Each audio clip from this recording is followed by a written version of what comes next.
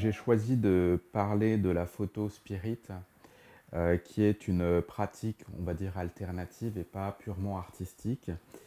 Et en cela, pour moi, par rapport à mon travail, c'est un domaine qui est très intéressant et qu'on pourrait rapprocher de l'imagerie scientifique, de toute production d'objets utilitaires qui, au départ, n'ont pas une fonction purement esthétique, mais plus liée à une croyance ou à une pratique non artistique.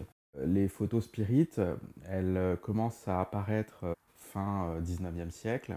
Elles sont créées au départ dans un but quasi commercial. Je pense qu'il y a certains praticiens, certains photographes qui mettent en place un système où ils proposent des portraits qui sont augmentés par des spectres qui apparaissent en superposition, en surimpression. Et il y a d'autres personnes qui ont une pratique plus utopique, qui cherchent vraiment à capter soit des fluides, soit des fantômes, soit aussi il y a une pratique documentaire des séances de spiritisme. Certains collectionneurs découvrent ces photos et les remettent au goût du jour et les intègrent dans des collections où elles vont être à côté de photographes artistiques, entre guillemets. Cet album-là, par exemple, qui est dans la collection du musée d'Orsay, c'est un album anonyme. Il y a quelques grands noms de la photographie spirit.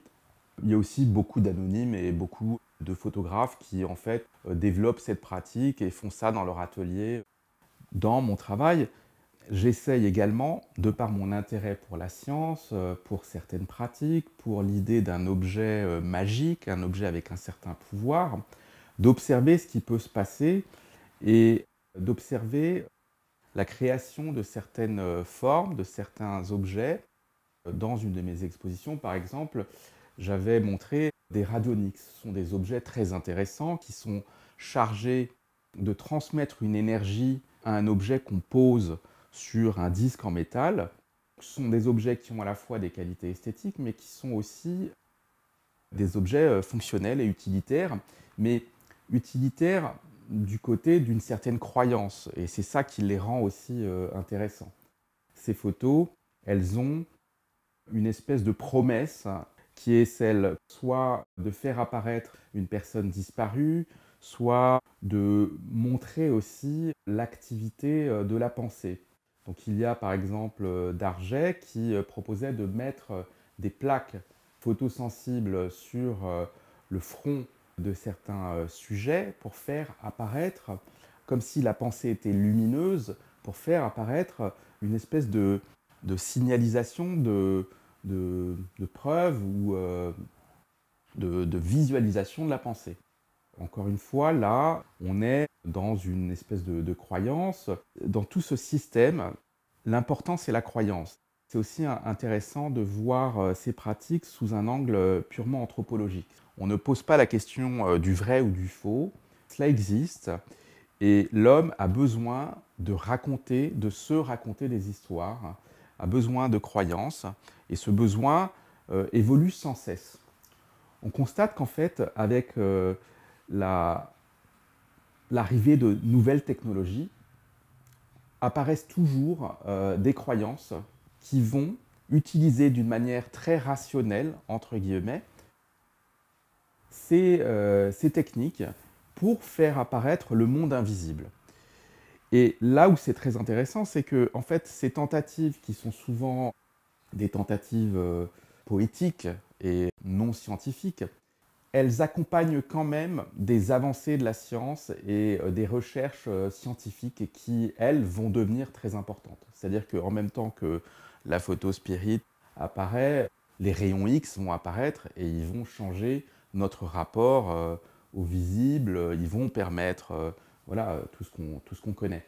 Lorsque la radio apparaît, on essaye d'écouter les morts avec la radio. On essaye de capter, de reconnaître, on pense reconnaître certains mots dans des bruits blancs. Il y a quelqu'un qui a beaucoup travaillé là-dessus, qui s'appelle Rodiv, et qui a fait à peu près 72 000 enregistrements qu'il a analysés, où il pense reconnaître les voix de Staline ou d'autres personnes disparues. Il fait ça dans les années 1970. À la fois, on est encore là dans un système où il y a les croyances qui continuent, et par ailleurs, aujourd'hui, on est dans un moment très intéressant, puisqu'après les rayons X, voilà, l'IRM est apparu, le scanner est apparu, aujourd'hui les caméras hyperspectrales apparaissent, le scanner LIDAR que j'ai utilisé dans mon film Artificialis apparaît, et on se retrouve dans un moment où on peut voir des choses qui n'étaient pas visibles pour l'instant. Avec une caméra hyperspectrale, on peut voir du méthane apparaître à la surface d'un lac. Cette caméra va permettre de rendre visibles ces choses qui ne sont pas visibles. On a cette avancée scientifique, mais à chaque fois, il y a les croyances qui vont avec. Pour moi, ces pratiques qui cherchent à rendre visible l'invisible sont un petit peu à la source de mon travail, et le film Artificialis, qui sera montré dans la nef au musée d'Orsay, rejoint ces préoccupations en utilisant certains outils comme les scanners LIDAR, les caméras hyperspectrales, les caméras thermiques. Il y a cette idée qui nous intéresse tous, qui sera toujours, je pense, le propre de l'homme, c'est de pouvoir fabriquer des outils pour comprendre l'invisible, pour finalement augmenter notre vision du monde et créer de nouvelles représentations.